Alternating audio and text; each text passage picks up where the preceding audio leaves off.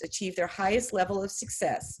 Nonprofits First exists for the sole purpose of serving and supporting the entire nonprofit community. They promote quality and accountability in our nonprofit community through accreditation, education, and professional development. This year, for the first time, Junior League of Boca Raton and Nonprofits First are partnering to host 10 nonprofit workshops covering a variety of topics to help your nonprofit succeed. So let me introduce Christina Lambert, who is our moderator for this event. She is with Productive Power. Christina has enjoyed a long career in nonprofit management and fundraising. Most notably, she served as Florida Balls and Galas Director for the American Cancer Society, responsible for over $10 million in fundraising through high-end galas, auctions, and donor cultivation strategies. Since then, she has served in other roles, overseeing capital campaigns, strategic redevelopment, and new program implementation through her leadership roles as leadership of Palm Beach County and Education Foundation of Palm Beach County. She serves as Managing Director at Productive Power to help other professionals create results by maximizing the productivity with technology. And while she works in the private sector now, she's never lost the desire to help her local community. In her spare time, she also serves as the West Palm Beach City Commissioner in District 5. Christina? Thank you so much, Jocelyn, and thank you so much to the Junior League and to Nonprofits First for hosting us today.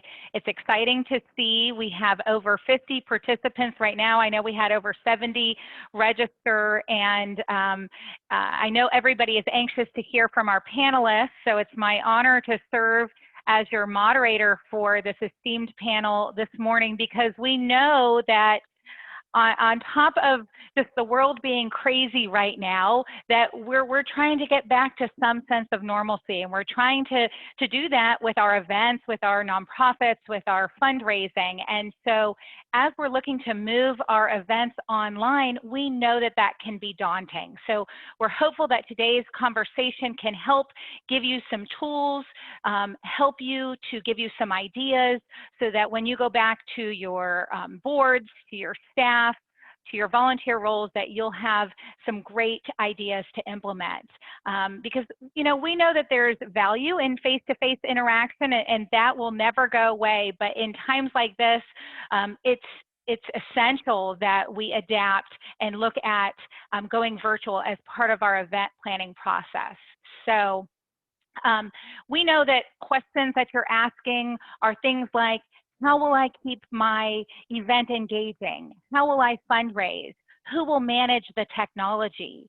We know that event planning fundamentals include good marketing, and without targeted, effective promotion, your attendance suffers, and that means your fundraising suffers. So we have Clay from Achieve who's going to be talking about that.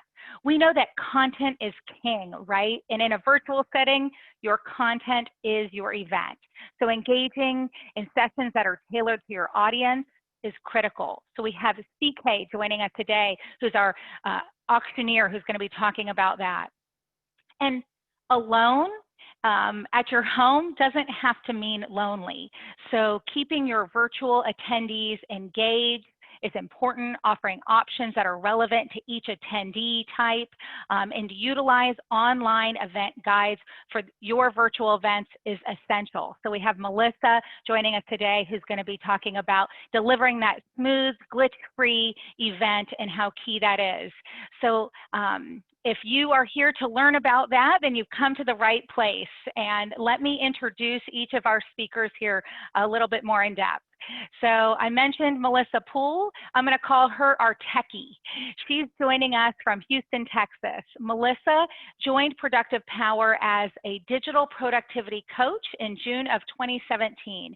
And Melissa knew from a very young age that she had a passion for helping others elevate their performance and improve efficiency. Back then, most people called that passion being bossy. And I think many of us can relate to that today, but we're appreciative of that effort. As a digital productivity coach, Melissa strives to move clients away from the idea that technology is a barrier and toward the realization that technology can be used to achieve goals, grow organizations, and change lives in ways that they have never imagined. When she walks away from her digital world, you'll typically find Melissa at one of the many parks in suburban Houston with her husband and her beautiful 2 daughters, who sometimes make cameos in our meetings as well. So we love seeing them. CK Sweat, who is, I'm going to dub as the Mouse, is joining us from Jackson Hole, Wyoming. CK began his career in the auction world at Christie's in 2006 before co-founding his own nonprofit fundraising company in 2014. He also worked as an auctioneer for Phillips and Heritage Auctions. CK has served as the auctioneer for Rihanna's Diamond Ball, AmFAR, UNICEF, the United Way, St. Jude's, the Clinton Foundation, and most notably, in 2012, he sold a pair of boxing gloves for $1.1 million at Muhammad Ali's 70th birthday party fundraiser at the MGM Grand in Las Vegas. That just gave me goosebumps. Won't we all like that item at our auction and that auctioneer? In 2019, he conducted 101 in-person charity auctions around the world, including events in Hong Kong, London, Toronto, and across the Caribbean. But as you can imagine, 2020 has been a bit different, to say the least. But he has already been in the live component in 13 virtual fundraising events. When he's not convincing bidders to raise their paddle one last time, CK is often found swimming, playing chess on his phone, or singing enthusiastically off-key. Thank you for joining us, CK. And last but not least, Clay Williams, who I have dubbed the strategist, the brain. Clay Williams is the managing partner at Achieve and serial entrepreneur with more than 30 years of technology experience. For the past 20 plus years, he's been dedicated to helping causes and nonprofit organizations leverage technology to advance their mission. Through research like the Millennial Impact Report, Clay and his team at Achieve strive to understand what motivates people to engage and support causes. Clay is also a founding mentor at Venture Mentoring Team, an organization committed to diversity, equity, and inclusion as core values and dedicated to fostering the South Florida startup community. Many of you may know Clay from our community here in Palm Beach County. When he's not helping nonprofits make the world a better place, you can find Clay and his wife walking on the beach or headed to the mountains with their 4-legged children. So Clay and all of our panelists, thank you so much for joining us today. And thank you to all of our attendees. I know that you're not on via camera right now, but we'll have some Q&A sessions where you can come on and ask our panelists some questions. But we have planned this event to break down into 4 different sections. The first one, we're going to be talking about the preparation and planning for an engaging event, because that's the very first question that we all have is when we're moving and shifting our event from in-person to online, how do we make it engaging for everyone? So Melissa, I'm going to kick this one off to you, and if you could share with us some great ideas and what you've seen for organizations to engage their audience. Sure. Thank you, Christina. It's nice to see you all today, or see all of your names and your pictures that you have there. Thank you all for joining us. Engagement is really important in a virtual event. You could say that it's even more important than it is in an in-person event. In person, you have everyone sitting in a room together and they're all staring in the same direction, and they can turn to the side and have conversations with people at their table or people that they're standing in a line with to get food or anything like that. But virtually, you don't have that. You have everyone sitting at home alone in their office, and you really want to find ways to get them involved and get them feeling like they are in a room with people. So that's pretty much the mindset that you want to adopt whenever you're trying to think of how to get your people to engage when they're in an event. You want your donors to feel like they are seen, and you want them to contribute to conversations. So Obviously, a meeting like this, we have 57 people on right now. We have everyone's video hidden. We have everyone muted. That's not very engaging. We don't have the back and forth right now, but we do have a panel. We have a conversation going on. That's the easiest way to get something interesting. Instead of one person talking the entire time, have a conversation back and forth with a group of people. So that's one way to get your presentation to promote engagement. The other way that you can promote engagement is having conversations in the chat panel. So typically what I recommend clients do when they're hosting a virtual event is they have a couple of people standing by. If the chat panel's quiet, if people aren't having a conversation in there, they throw a question in there, or they throw a comment, or they throw a shout out to one of the big donors and say, hey, Nancy, it's so good to see you. I'm glad you could make it today. And then people will see that someone is talking to Nancy, and they'll feel more likely to contribute to the conversation, even if it's not about Nancy. So you really want to find ways to promote engagement and welcome people to have conversations during your event. The other things that you can do, just little features in most video conferencing software. Zoom, for example, you have the raise hand feature. So you could start off your event by saying, hey, raise your hand if you are tired of staying at home.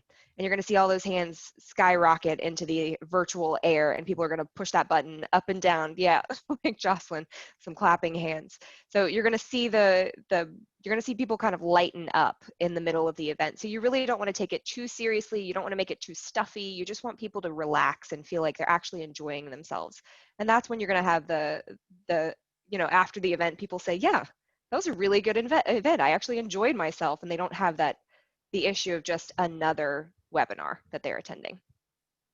Excellent. Thank you, Melissa. And Melissa, when you work with organizations to do this, I mean, do they come to the table with ideas right out of the gate, or do you kind of help them create those ideas as you learn more about their events? How does that work? So typically, especially with nonprofits, since this is just a they've never done this before. They've never had virtual events before. This is totally new to them. So really they just come in with, here's what we normally do for this gala, or here's what we normally do for this particular fundraiser. How do I make that happen virtually? And the short answer is you don't. You have to rethink the way that you're doing things. There's no way to directly translate an in-person event to a virtual event, and you really don't need to. There are plenty of things that you can do virtually to make your event engaging and enjoyable and raise tons of money during your event. You just have to rethink the way that you're doing things, and we do help people do that. It's just kind of letting them know what they can and can't do in the virtual environment. So great, thank you. And CK, I know you've seen some of that in action here recently, and especially with your experience of in-person events. How have you seen that translate, and what ideas do you have to engage the audience? So for engagement, follow the money. The reason why when you have an in-person gala, you're going to have 3 honorees. If I'm the guest of one of those honorees, I really don't care about the other guests and the other honorees. I'm not there for them. And the fact is that we're all under the same roof, because it's cost effective to have one venue, one time a year, have all those people there and get it all done. But you're going to drive a lot more engagement if you split up that one event into multiple smaller micro events. Because if I'm the guest of an honoree in a virtual event, and the entire event is focused on that honoree, it's just me and his or her 60 guests, like it could only maybe be 15 minutes. And you can then scale that across honorees, sponsors, and do multiple mini events, because it doesn't cost you any more money. And so I really encourage organizations that are trying to fundraise to think differently about how maybe these will come together, and you don't have to get all 300 people. You might only need the 57 we have here because you were all guests, or you're all invited by a single person. And let's put the focus on that. Great, thank you, CK. And you've also talked to us in the past about how charities can become content creators. What did you mean by that? So some not-for-profits are lucky to have celebrity connections. I'm doing a fundraiser for a tennis youth organization next month, and we were lucky enough to get Chris Everett.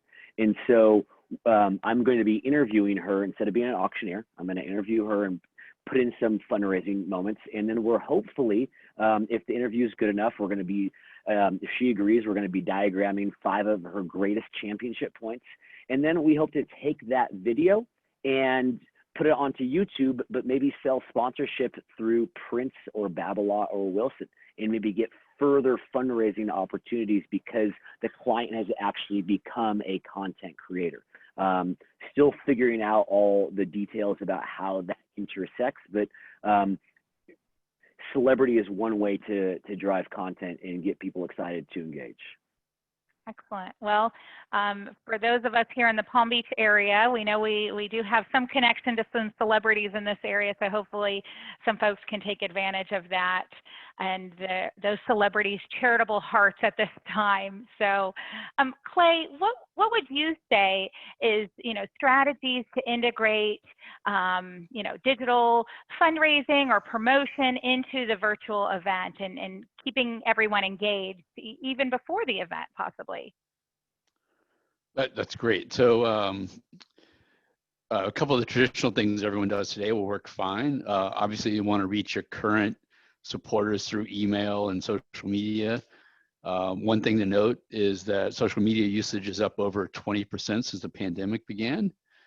So that makes it an even more powerful tool to reach people. I would encourage everyone to get familiar with the Facebook Business Manager. It's a tool used by advertising professionals to amplify and reach new audiences using paid advertising on Facebook and Instagram. That's a great way to amplify your current social media presence and allow you to really target potentially new supporters that you've never really had contact with before. So with the Business Manager, you can build what's called audiences out of your existing supporters by simply uploading email addresses or mailing addresses. Facebook will match that data with donor profile or with, Facebook profiles and allow you to target those people. And then there's also some tools to build what's called a lookalike audience. So that leverages Facebook's big data engine and data tools to find people within the constraints you provide that look like or have similar attributes to the people that you're already supporting your organization. And then using those 2 tools, you can take what your normal, ordinary Facebook post would be and regular kind of event promotional activities you would do on Facebook and get those out to many more people than normal. And then finally, the last thing is something most people do anyway, but it's even more important today in the new COVID area and virtual events, is to turn your supporters into ambassadors for your cause. So get them motivated, give them tools, give them information that they can share out on their social media channels that they can use to invite their friends and family to support your organization. And remember, unlike going to a big gala where you might have a large ticket, it's a whole evening you have to plan, you have to get dressed up for it. There's very little barrier to entry to attend a virtual event. So it could be something you decide to do Sunday afternoon to go to that event Sunday evening. So getting your supporters out there to serve as ambassadors and prodding their friends to show up and participate can really expand your audience and get you in front of people that would likely never attend your big fancy gala, and give you an opportunity to teach them about your organization and get their support. That's a great point, Clay. I'm glad you brought up that idea of an ambassador. You mentioned giving each of, the folks who are already attending, who already care about your cause, tools. What did you mean by that? Can you give us some examples? Sure. So something as simple as a flyer or image that they can post on their Facebook, giving them information about what's going on with the event. So for example, and we'll probably talk about this a little bit later, but if you're fundraising for your event, which is generally the goal, and you're doing some fundraising beforehand, give them tools to invite people to that fundraising, right? Encourage them, give them instructions on how to set up a Facebook fundraiser for themselves to support the charity. So there's a lot of things you can do to engage those supporters. So what I've seen in other organizations, and this is kind of a tool set that comes from the peer-to-peer fundraising movement, which is put together a playbook of key tactics you would like them to be able to use and give them the assets they need to move forward with them. So that'll be different for every event, but basic things are hey, here's how to create a fundraiser on your own Facebook page to support the organization. Here are some graphics you can post about the event. Here are some quotes you might use in your social media. You can even go as far as, here's a call script to use when you call your more important friends and your business partners and business colleagues that might get them interested in it. So just giving them tools so they feel more comfortable talking about your organization. Yeah. And that's outreach that'll actually be a big benefit much later. It won't just help you now. So something you should really be doing all the time. That's great tips. And I think in fundraising world, we've often heard that personal ask from an individual versus from the organization is always so much more meaningful and yields so much more in the end. So great ideas there. We had a question in the chat, and as I mentioned in the beginning, after we ask our panelists some questions that had been sent to us ahead of time, we'd love to be able to answer any questions that you have live. So right now we're talking about planning and preparation and engagement of the audience. So if you have any questions, enter them into the chat.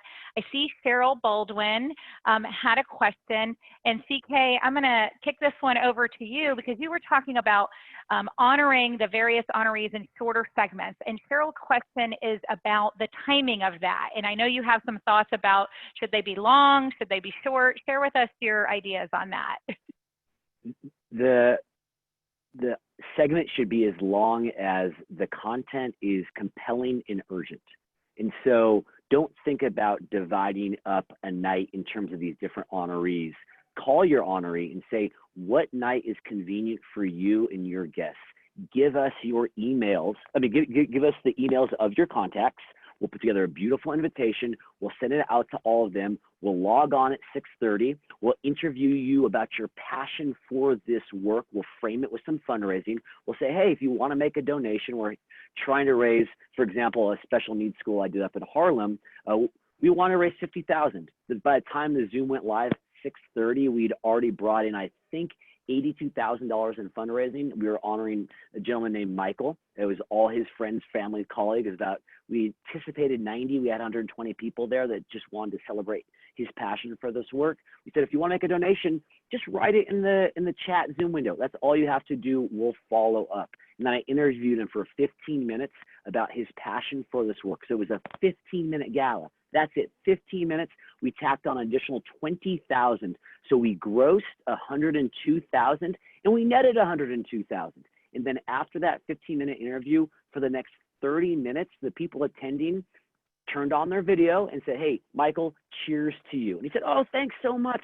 30 minutes of toast just celebrating him. There was not a single person on that Zoom call, that fundraiser, that was not invited from his network. And it was focused primarily on that. And the thing is that organization can scale that between amongst board members. So you can do one event with Michael, you can do another event with Jane, you can do another event with Sally. You can do these over time when it's convenient for the honoree, and the honoree will bring their networks. So don't have one event, have multiple events amongst your honorees, and just give them fundraising goals. And I think that you'll be very, very pleased by how much you can net vis-a-vis the gross. Okay, I love that advice, important advice, that only make the event as long as your content is relative, and engaging. And so I think we could use that in in-person events as well. So especially important in online events. So great, thank you so much. So we are going to move on to the next segment of this panel, and that is on fundraising and sponsorship. And so we know that ensuring that you raise money for your mission is oftentimes, the most important element, as goes along with making sure that your mission is shared, that folks are engaging, but that you're not going to have an event if you can't raise funds for that mission. And so, Clay, maybe some of the creative ways to use technology before, during, and after the event. I know you touched on a little bit of the planning before, so maybe this is more the during and after. Sure, happy to. So So the big thing here with events is this is an opportunity to use your event as a pinnacle event in your fundraising goals, right? So one of the reasons why people give so much money at the end of the year is not so much that there's this big tax benefit, but it's because there feels like there's this deadline on December 31st, right? That motivates people to act then. So part of the challenge of fundraising throughout the year is finding these opportunities to create a sense of urgency with your donors. So we saw a huge spike in online giving around March and April, particularly April, especially around food pantries and food banks. It was driven by the urgency of the times, right, of the moment. You know, people saw these lines of cars all around the country of people waiting to get food, who were suddenly out of work and their unemployment benefits hadn't kicked in and all of that. So that's an example of a pinnacle event. Well, your event can also be a pinnacle event. So I would encourage people to set a goal for their event ahead of time, share that goal out with everyone. Again, bring your ambassadors in to help communicate that message. And then, much like CK suggested, it's possible to raise more money before the event than you actually do in the event. So by every time you're making communication about your event, you're talking it up and sharing stories, a subtle note about the event itself or about the goal motivates people to give. So, and in the past, we used to have an event here and that most of you are familiar with called the Great Give in Palm Beach County, which is another great example of a pinnacle event. And we worked with one or two nonprofits every year for that event. And most of the time we raised twice as much money before the event started than we did the day of the event. And we would send out, essentially promote a social media post using the Facebook advertising tools. And we would get notes back or comments from people that like, hey, good luck on that event. Here's $50. Or we'd send an email out to supporters, you know, hey, don't know if I can make it, but what a great cause. Here's $25. And every time you're touching people, every single message you send out, you're likely to get those donations coming back in. And that's where the goal is really important, is people are seeing you move along towards that goal. So, you know, starting early and often, asking often and communicating often is a real key to that. During the event itself and after the event, thanking people for participating, promoting your sponsors through social media, giving them a little more exposure and value for their experience. Social media is a great way to do that. And again, more communication, more opportunities for people to give, to remember that great event or that great experience they had. And during the event, your programming is obviously going to be centered around fundraising. So maybe you have an auction going on, usually starting maybe before the event even.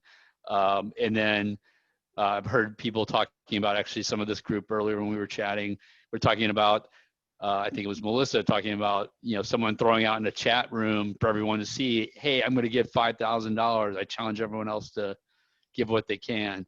That type of activity during the event can really encourage people to, or challenge people and encourage people to participate and, you know, make pledges during the event.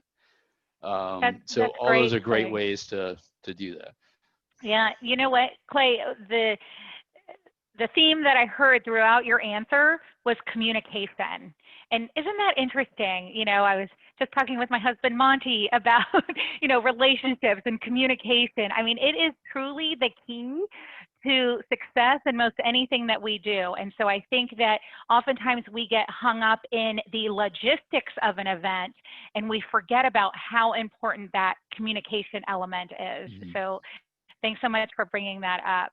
And you mentioned auctions. So CK, I know that is your area of expertise. So tell us, what does fundraising look like in an auction during a virtual gala? And tell us how you've been implementing this now.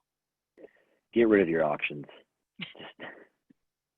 I'm an auctioneer who's telling you to get rid of your auctions. There are two reasons why you should have an auction in a virtual event. One is because you know you have an item, you have two people attending the event that have unlimited funds to bid against each other and get a price that will knock your socks off. right? Like you're doing it because you're putting it out there, and you know with certainty there are two people that can spend gobs and gobs of money to acquire that, and they're going to compete to get it. That's one reason why you should have an auction in virtual events. The other is because the person donating the auction item, you want to make them happy. And you want to make them happy because they're cutting you a check either for this event or down the line, and you're doing it to make them happy. I so often, in the before times, would get hired to do an auction, not for fundraising, not to make somebody happy, but the gala needed some entertainment. And you know what? You put me up in front of an audience with something to sell, I can be entertaining. So I was part of the entertainment budget. Bless my heart, I'm not going to be entertaining selling an auction item over Zoom. It's just not going to work. So don't do it. Don't have an auction because you think you have to do it. And circling back to one of the questions, how do you make this urgent? Good storytelling. It's the sister or the flip side of the coin of communication. If you tell an urgent story, like that's the magic of this. And auctions are not magical over Zoom. Auctions are not urgent. They're just going to be so slow and so boring. So tell good stories. Ask people for money. Don't have the quid pro quo of trying to sell things to people. Just ask them for money and skip the dog and pony show of auctions. And I'm an auctioneer who does more charity auctions than anybody else. I'm telling you, get rid of your auctions. So that's a really great point, CK. And I love that you're saying, hey, I'm an auctioneer and I'm making the suggestion not to look at auctions. And I, thinking about my own event budgets in the past and knowing, it was usually about 20% of our fundraising goal came from the auctions at an event. And so I know that, probably many of our attendees are thinking about, well, what are some other ways that I'm going to raise those funds? And so, I know sponsorship is a big piece of that, and making sure that we're giving recognition to our sponsors, being able to still recruit sponsors. Melissa, what are some ways that you have seen clients creatively represent their sponsors in online events? Yeah, good question. I actually, before I answer the sponsorship question though, can I piggyback on what CK was saying about auctions and engagement and how to get, how the storytelling, especially because I think CK was answering Nicole's question about how do you convey a sense of urgency without coming off as begging for money. It's with storytelling. Along with that, obviously CK does a fantastic job. We've seen videos of his work and how he describes everything. Every dollar is going to do this, this, and this. You are helping in this way, and he gets very specific with it, which is fantastic. But I've also seen in events an amazing storyteller as the speaker. And the storyteller, for example, I know I recognize a lot of names here. I know a lot of you guys attended the Magnolia event with United Way, and their speaker, Colonel Nicole Malachowski was the first, CK was there too. She's the first female fighter pilot, and she was amazing. Just listening to her story and seeing, it got people moving. They felt motivated. And whatever the purpose of the event was, whatever the money was being raised for, was this side of it. The speaker is what drove the event and got people they got goosebumps listening to her, and they wanted to do something. They wanted to take action and give money, and that's what got the ball rolling. So storytelling in so many different ways is huge for virtual events. You just got to get people feeling it. They have to feel good and excited and motivated. Melissa, while you're talking about that event, Marcy had a question here talking about the call to heart. And I know that at that United Way event, there was a call and there was fundraising going on. So can you talk a little bit about how that worked and any suggestions you have for that piece of fundraising or auction at an event? Yeah, so it is, again, storytelling. It's getting people, you want that goosebump moment. You want people to feel like they need to do something right now without, it's really not, if you're genuine, you don't have to worry about coming off as begging. Just be genuine, tell your story, bring people in that can tell their story. And then when you make that call to action, everyone's already got that feeling of, oh yeah, good, I wanted to do something, now I can do it. And you're just giving them the way to do something. So it's the call to action should be the answer to the question they're already asking. What do I do? How can I help? What action do I need to take? And then you answer the question. So instead of making the call to action the beginning of it, you bring it in right at the right times, and then you reintroduce it a few times during the event. And before we get back to the question about sponsors, Clay, I was curious, do you have any tips on technology that could be used during the event regarding Call to Heart? You're muted, so sorry. Oops, rookie mistake. Yeah, you can certainly, using an online donation platform is a great way to facilitate those transactions. Most platforms allow you to see real-time results. So you have like a donor wall where you're seeing the donations come in with messages and such. So that can be a way to encourage interactivity, and just in general, having a good online donation tool is really imperative for all of this, because that's generally where you're going to fulfill all these pledges and transactions. So you don't want to, I hate to harp on this, but you don't want to have a link on your website that goes to PayPal, which is going to freak people out in today's world of cyber scams. So make sure it's simple, embedded. We like to use the term frictionless to help facilitate those gifts. Very good, thank you. And I know we want to be able to move on to the next section. So Melissa, I want to hit you for that sponsorship question. And then also, I know that there were some questions in the chat box related to ticket price as well. So I don't know if your answer can also touch on that, but I know we were going to chat with you about recognizing sponsors. Sure, so recognizing sponsors, my job falls into day of event run. So it's what are we going to do during the event to recognize the sponsors? Clay has some really great recommendations for pre-event, and then a few other recommendations outside of the actual virtual event. Mine are for the virtual event. So thumbnails, for example, you can see a few people, like we see Colleen, she has Speak Up for Kids, that's her picture, her profile picture in Zoom. And when she hides her video, that's what you see, and it's in your face. And that's what we recommend doing if you're trying to highlight your sponsors. Go ahead and change everyone's profile picture in Zoom to a different sponsor. And that way you have their logo when you hide your video while somebody else is talking. Their logo is right up in front of you. It's just a subtle way. It's kind of the equivalent of having table tents or having banners or something in a physical environment. The other way that you can do it is offer giveaways. So you're kind of subtly bringing in their name. You're saying, the first person to answer this question is going to get this great necklace or whatever it is that the sponsor has offered up for you to give away. And then you're recognizing them and getting people excited about them. You can also do commercials, especially if you're doing a partially recorded, pre-recorded event. It's a great way to just throw in and break up the event, do little commercial breaks, and just make it genuine, make it enjoyable. You don't want it to be cheesy, but just find creative ways to highlight your sponsors. You don't have nearly as many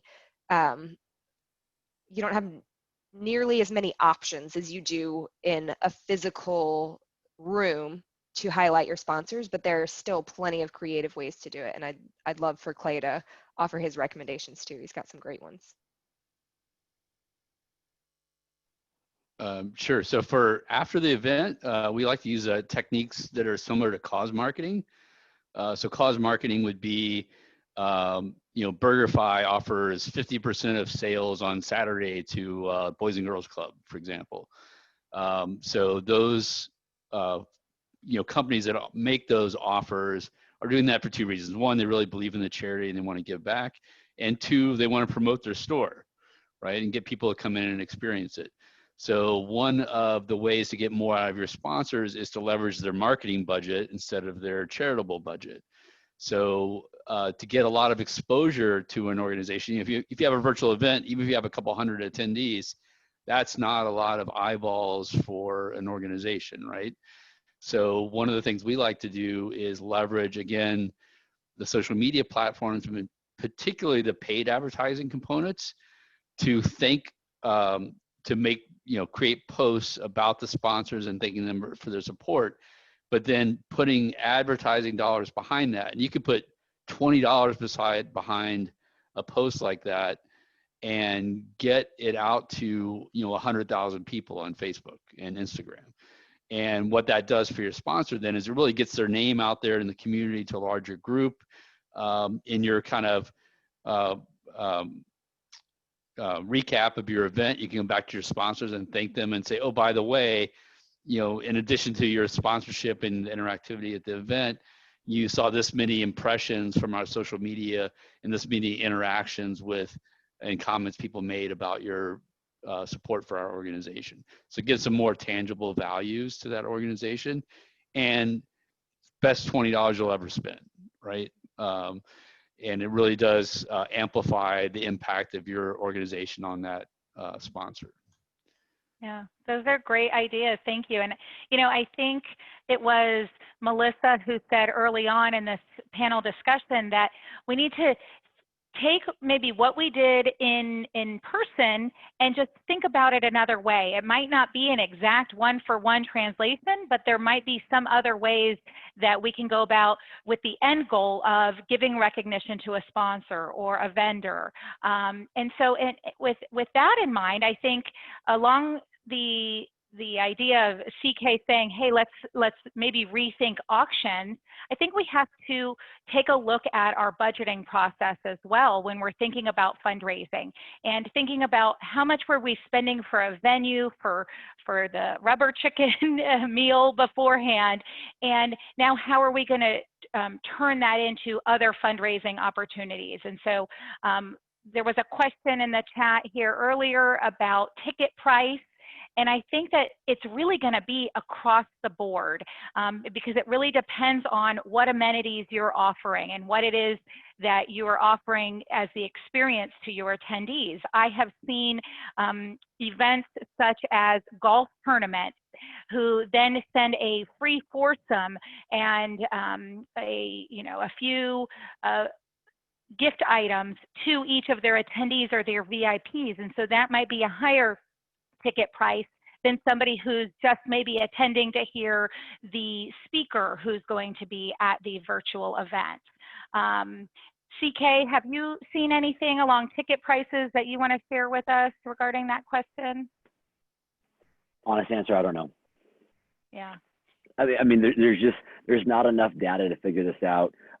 For the event that I mentioned with Chris Everett, we are doing a $25 ticket price because we believe that if when we send out the invite, you have to register with $25, then it will get people to actually attend because they will have invested that amount. So we think that it's a nominal price. It's not a barrier, but will help engagement. But I really don't have enough data to understand. There are people that this is their full-time careers understanding these dynamics, and it's an important question that I wish I had a better answer to. Yeah.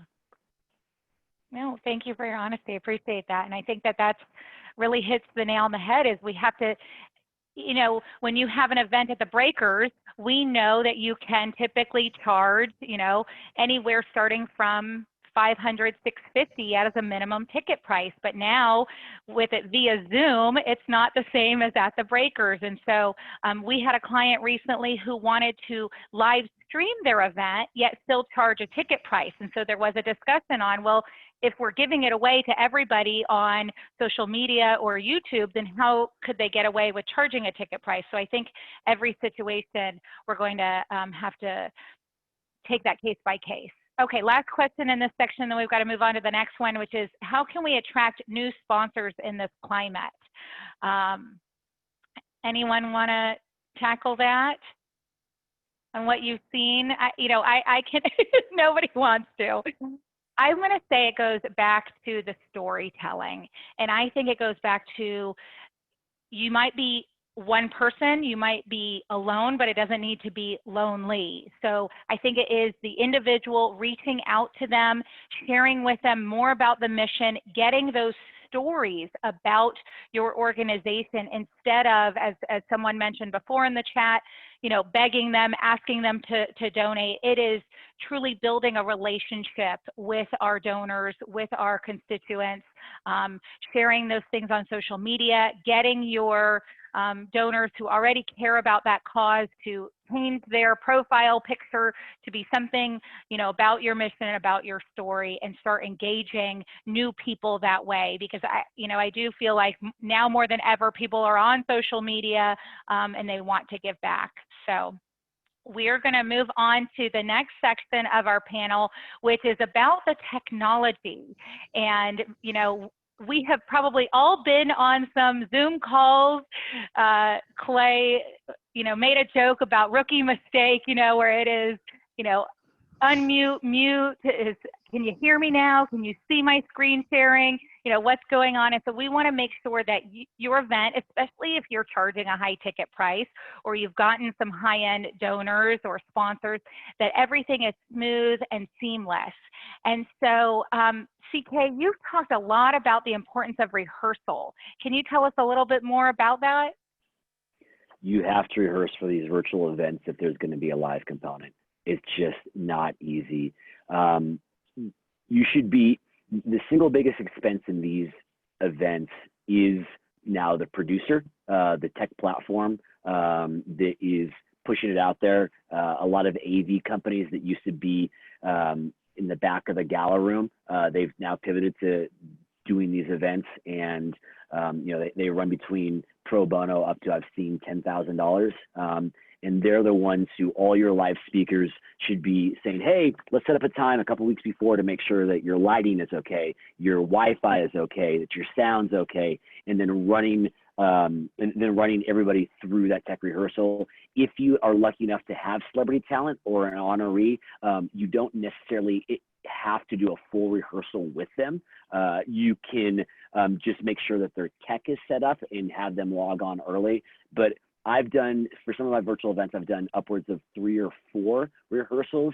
And by the time we went live at 7:30 on a Thursday, I was really glad that we had worked out all those kinks, because it's not, look, I don't have expertise in shuttling all these things back and forth, and mistakes do happen. And all the rehearsals allowed us to figure out and solve those mistakes really quickly in real time. And I was just super, super thankful for it. So that is one of the hardest parts about this new world is the rehearsal. I have to write scripts. And yeah, put the work in, Practice, practice, practice, for sure. Melissa, I know that is your mantra as well. So what are some of the challenges that organizations might face with virtual events, and what are some of the hiccups if they don't rehearse, as CK has stressed to all of us? Yeah, so it's technology. Virtual event technology is still just like every other technology, and it's the same thing. If you have, you know, you run into little issues where your internet falls off while you're trying to get into a meeting, or you can't check your email because Outlook isn't working at the moment. Those are the same kind of things that you can run into with Zoom and any other technology that you're using. The weirdest part about what we're experiencing now is that we're all at home. Sometimes you have people who are going into the office to do these things, but it's not as common to have your IT team standing by and ready to just jump in whenever something goes wrong. So a lot of times people are their own IT team at this point, and we have to know how to address the little things that might come up. My recommendations are to always have a backup plan for absolutely everything. Even if you think that it is not going to happen, there's no way it could happen, go with it could happen, and if it does, what would we do? And there are a couple of reasons for that. One is that if everything goes nuts and you have a backup plan, you're okay. The other reason is it's going to take that pressure off of you. When you're hosting your event, you want to feel like you can just host your event and you can go on and you can speak and you can engage your donors and you can do all of the really important things that you're there for instead of focusing on the technology.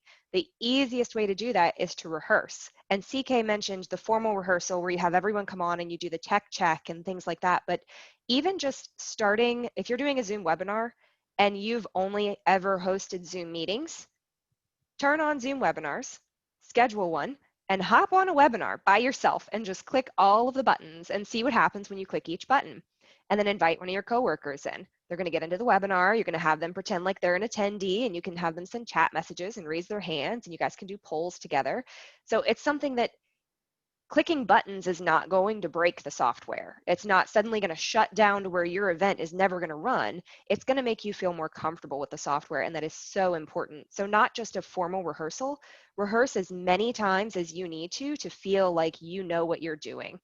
The support that we offer at Productive Power for virtual events is the day of chat monitoring and helping out with little tech issues that come up. And that's really important too, to have someone standing by, whether it's internal or someone that you've outsourced to, but have someone stand by to address those little issues. If somebody is attending the webinar and they can't hear you, you don't want to have to sit there and try to figure out how to fix their audio if you're supposed to be speaking. You need to be speaking. You need to be focusing on your donors and raising money.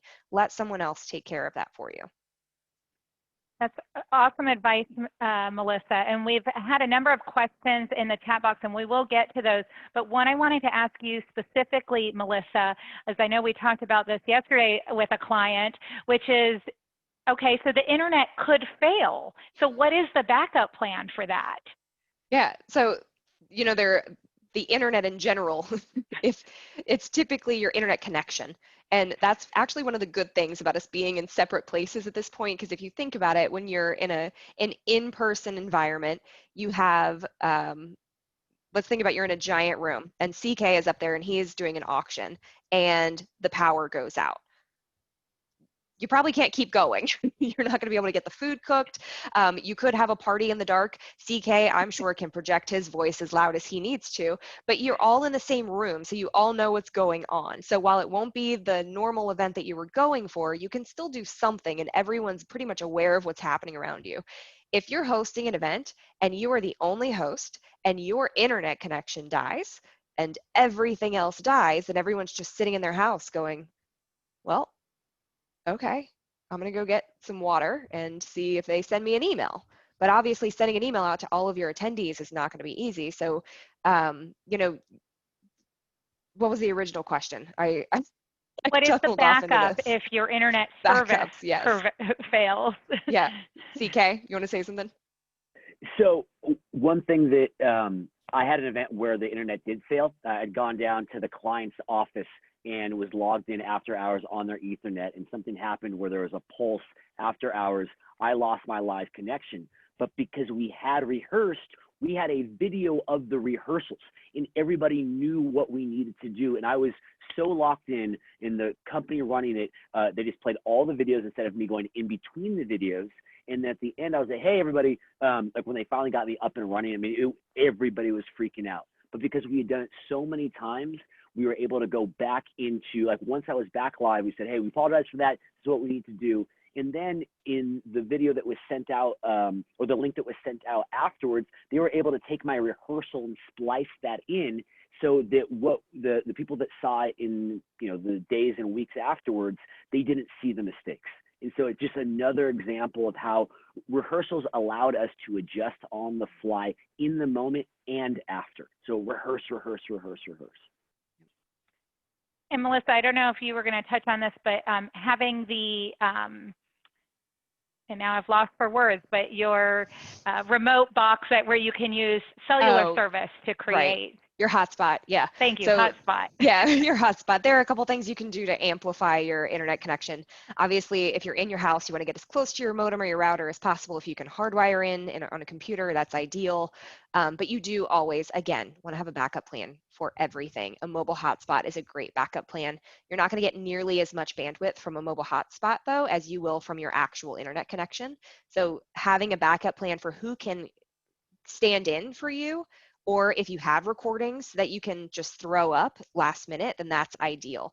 Because there's nothing worse than attending an event where the person just keeps freezing up and you catch every few words and everyone's just sitting there going, is anyone else hearing? Can you guys hear what they're saying? It's frustrating. So if your internet connection is getting choppy, it's not working, pass it on to somebody else. Just have a backup plan for all of those. That's great. Thank you, Melissa. And we've had a few questions here, and I know we've talked about this too, about other platforms. You know, we've talked a lot about Zoom. We're on Zoom today. Is Zoom the best platform for virtual events?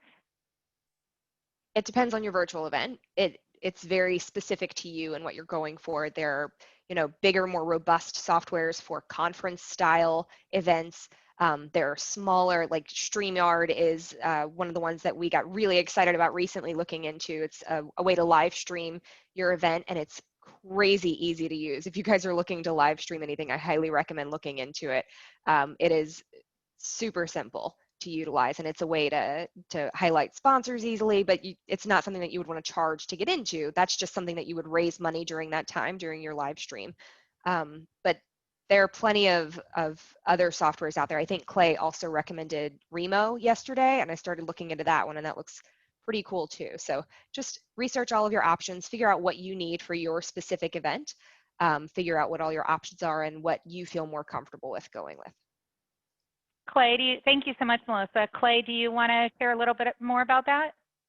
Sure. I mean, the one thing I would caution people about is you obviously have to pick the right platforms for this type of event you want to have. But another thing to consider is you're going to have a whole bunch of participants, dialing into this. They're not going to have the benefit of rehearsal. So you want to make sure you do pick a platform that's easy to use, and that people will have some familiarity with. That's not always possible, but, and if you don't, make sure you get some instructions to people on how to get set up. So Remo is one we talked about the other day. It's kind of a cool interactive. So it's remo.co is the URL if anyone's interested. It lets people, as like a metaphor where there's a stage and then there are tables, and you can like have individual video conferences with people at a table. So it kind of gives you that social aspect you missed from an event.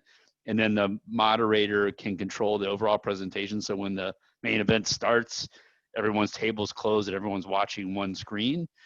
So that's kind of a neat tool, but it's also very unfamiliar to people. So we use it in our mentor team every month, and we still have people like getting lost and like not being able to figure out, or they're left alone on a table somewhere and can't figure out how to move around. So again, two sides of the coin, right? Tools for your event and the content you have, and also something that people can manage. Yeah, CK, hang on one second, I'll get right to you. I think that knowing your audience is extremely important, and think of your least technology savvy attendee and, write your communications for that person. We held a community outreach meeting with the city of West Palm Beach last night, and I know that this individual has attended a number of Zoom meetings, but she couldn't find in the chat feature, she was only chatting one person, and she couldn't figure out how to change it to everyone. And so there are simple things that we just get hung up on that we may take for granted if you're in and out of it every day versus somebody who's not utilizing it that much. Great points, Clay. And back to the point of communication. CK, you had a comment about that as well. And one thing to think about is that sometimes it's not just the platform, it's the platforms.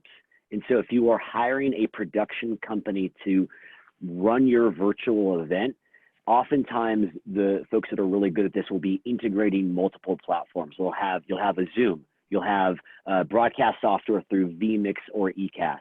You'll have your auction software or fundraising software, which is like the GiveSmart or the OneCause or the Givergy. And so it's the production company that is making sure that all these different platforms, because honestly, not a single platform can do everything. And so oftentimes it's an integration of multiple platforms. And that's why the production company should be the most expensive thing, your expensive line item. It should be the production company is now replacing the venue as the single most expensive part of these events.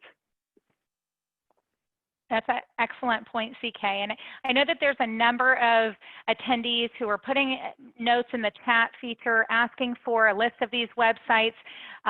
Clay, thank you so much. It looks like you're going to be posting a blog tomorrow on your website, and you'll be sharing some information. I know that Nonprofits First said they'll also be sharing this video.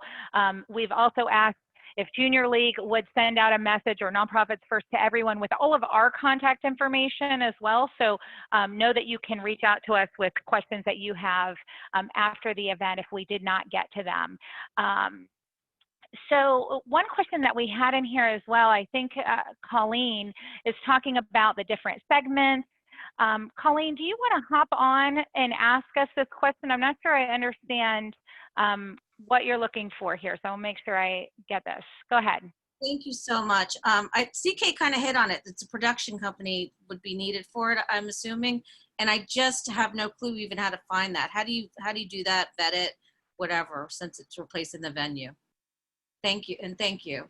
Yeah, no problem. Thank you. That's a great question. So, Melissa, do you want to take this one from? I know that is part of what we do at Productive Power. Yeah, so we have kind of day of support. We're not doing quite as much as what CK is talking about, where CK is talking about somebody who will help with all of the different elements. It's kind of, he's talking about someone who basically merges all of our jobs into one, just the full service production company. I'm not sure, I don't know of any specific production companies. I'm not sure if CK has any insight for that. I know that we do day of support. Ours is pretty simple. We are helping you run your event and make it go smoothly so that you can focus on doing what you want to do. We do specialize in Zoom though. That is our main platform that we utilize. Obviously, I would feel comfortable with StreamYard because I would feel comfortable recommending it to anyone to use on their own. Super simple to use, but that's our main place to go. So CK, do you have any recommendations for finding a company? So the example I'll use is in prior times, clients would ask me, hey, what auction software should I use? And I said, honestly, they all provide similar tools. It's a relationship. You should feel comfortable calling up your rep, your contact person at that company, and they're going to solve. You come to them with a problem, they're going to come to you a solution. So, I've gotten to know Christina and Melissa over these last couple of months, and I'm just confident if you brought them on and your event's on Monday and you have a question Sunday night, you can get them on the phone and they're going to help you figure that sort of thing out. And so there are a million production companies out there that can do all of it seamlessly, but shop around and figure out who you feel most comfortable working with. It's the relationship where you feel confident. If you have a problem, this person's in your corner and they're going to help you find a solution. Yeah, that's a great point. And to all of you in management level positions, or those of you who are the event coordinators for your organization, I really see the nature of hiring for this role in your nonprofit changing. And CK, I think you're right. I think we're going to have to look at, what tools do we have in our toolbox? It used to be just event management, and now it will be the technology side of event management as well. Clay, I know we've talked about a number of different softwares. Is there anything else that you think that our attendees need to consider to put in their virtual event toolbox that we haven't already touched on? Sure, I think we've covered a lot of it. There's some basic things. One really simple fundamental thing is, again, fulfillment for these events is likely to occur through your website. So making sure that your website's neat and tidy and clean and tells your organization's story is really important. Creating a landing page for your event and kind of featuring it on your homepage so people can get to it right away. And that landing page can be information about the event ahead of time and then transition into kind of day of logistical things, or it could be a place where you put information on how to connect to Zoom, or how to use the chat box, or talking about protocols for during the event. So that's a great way to share information. Having the good online donation tool that you're comfortable with, that has good service behind it, like CK mentioned. Same thing if you're going to do auctions with an auction tool. They need to be tools you're comfortable with and that you have good support on. One other thing we like to talk about that is the Facebook Business Manager. It is a pretty sophisticated tool. It's a little overwhelming, but it opens up a lot of power for leveraging social media to reach people. We liken it to like the old days of buying a mailing list. So those are some tools that I would encourage people to look into and get comfortable with. Great. Thank you so much. Lots of good resources there. I have one final question for our panelists, and then I'm going to open it up to anyone who has questions in the audience as well. So if you all would like to start turning on your cameras, we'd love to see you for that portion. So our final question, I'm going to start with CK. If you could describe a virtual event that you've participated in or attended and what made it successful from your perspective. Well, I mentioned the special needs fundraiser school or school fundraiser I did back in June. And it was successful because we wanted to raise 50,000 and we grossed 102 and we netted $102,000. And I always am so focused in on fundraising. And these need to be successful fundraisers. We need the money to come in to support the programs everybody cares about. And don't wait until the very last moment you have to do the fundraising. Start now. I convinced one client that we're going to do a starter fundraiser in the middle of September. And this is one honoree. We're just going to start with one honoree, and we're going to we're just going to try it out. If it works, we're going to do more of these little tiny ones. But you have to try something. Don't sit on your hands. Don't wait for some sort of miracle. Like, get to work and figure this out. And the only way to figure it out is to actually try it.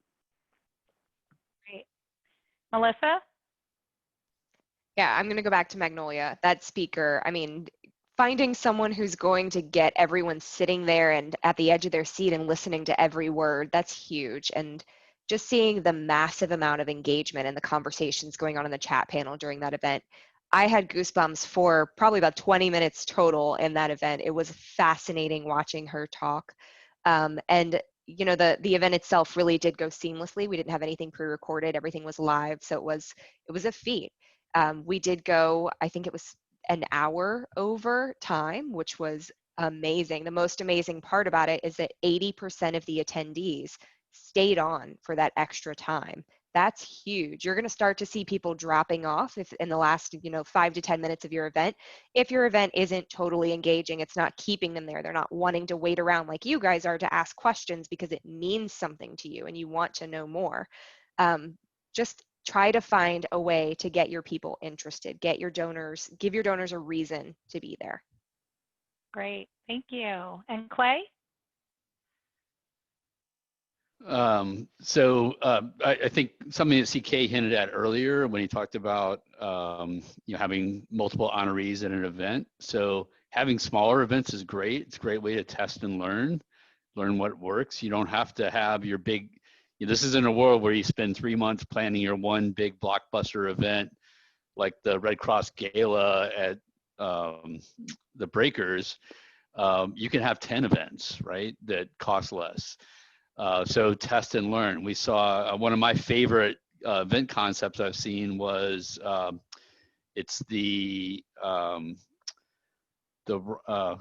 Smart Ride, which is the group that does the ride from like Miami to Key West. I think Christina, you've done that ride before. Yeah. So that organization, it's an HIV/AIDS organization, and they did a couple things. They did one thing that was really fun, which was they had a drag queen host a Tupperware party, right? So this is a case of knowing your audience, right? So probably not the best thing for the United Way, but for their audience, it was hilarious. It was a lot of fun. One of my colleagues participated in it and actually bought some Tupperware. So you can be creative and fun. Something else that organization did is they started like a weekly bingo night. Literally have a bingo tournament every week, like every Friday afternoon, which if you think about it, serves two purposes. One, we're all looking for something to do while we're not allowed to go to our normal haunts. So that's a great concept. But mix it up too, right? They've been doing that for a while, and I can tell like on their Facebook events that attendance has dropped off. So, try something. If it works for a few weeks, try something else, pivot, but, test and learn. There's lots of fun things out there you can do, and you don't have to have a 2-hour session. You can have a 15-minute session and still be effective and have fun. Excellent. Love hearing all of these great examples. And I'll share with you all, and I'm not sure if any of you attended what was probably my most recent and favorite event, which was the Chamber of Commerce of the Palm Beaches annual business awards event. And CK and I have commiserated on our non-love, no love lost for awards events and how long they tend to go on. But this event, it was exactly an hour. They actually did pre-recorded videos. They didn't let the audience know who the award winners were ahead of time, but clearly all of the awardees and honorees knew because they had pre-recorded videos. But then what they implemented with this were little viewing parties for all of the honorees. So they each had their friends and family at their home who they felt comfortable being with. And so they didn't tell their friends and family that they were the honoree until it was announced and they saw the video on the screen. And it was dynamic. It was so well done. It was timed perfectly. It was engaging. Again, they had rehearsed and practiced all of their speeches ahead of time. It was so well done. It was probably the best awards event I have ever attended, even compared to all the ones in person. So I can't say enough good things about that. So at this time, we have about 10 minutes left. You know, always love to end early if possible, but also want to give you all time to ask any questions live if we haven't been able to address them. Before we do that, I want to say a big thank you to each of our panelists for your time, your expertise, your time in our dress rehearsal that we had yesterday, as well as to the Junior League and to Nonprofits First for putting this group together, and to all of the attendees. It looks like you all have hung on with us this entire time. Thank you for that and for your great questions. So if you have a question that you want to ask live, just raise your hand. You'll see that in the interactions down below. Actually, let's say we'll do a thumbs up if you have a question. You see that in the bottom right hand of your screen. It says interactions, and let me know if you have a question. So Susie Bailey, go ahead if you want to unmute yourself. Thank you. Hi, thank you. Great information. We really appreciate all your time and effort. Quick question. Do you suggest, I just had some friends that we did fundraising for a big fundraiser up at the Saratoga racetrack up for a backstretch child program. And they suggested sending out invitations first, even though it's a online event. Just, it was a different type of invitation, but they felt that that was a good idea. And then in the invitation, they actually sent out little signs for everybody to take a selfie picture or a picture, and then they use that to interact. What's your feelings on that? My gut feeling is do something that makes you different. And right now we're all being flooded with emails and social media. So if that is something that gets the attention of your audience, and you know, nowadays we're not really getting much mail, I think that makes you stand out. I love the idea of the selfies, because then that is that one-to-one. They're going to share that with their friends. Other friends are going to see that. I think that's a fabulous idea. How about the expense of sending out the invitations? I wasn't sure about that. What do you think? You know, I mean, you got to weigh it with the other expenses that you have going on in your event. And if you're not going to have the expense of a venue, then you might decide to spend money elsewhere. But I think that personal touch is key. Thanks. And well worth it. Thank you. Great, thank you. Great question. All right, I don't think I saw any other hands up, which means we did such a thorough job with our Q&A ahead of time. Again, we're going to send out emails, so keep an eye on that, because we won't be sending it to your inbox or your mailbox. And thank you, Clay, for posting the blog. Thank you, Nonprofits First, for sending out the YouTube link. And I hope everyone has a great day and do some great fundraising. Thank you all so much.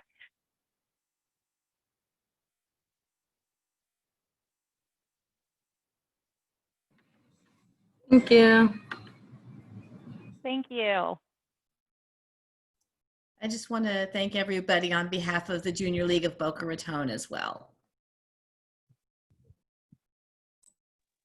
Excellent, Jocelyn. Thank you.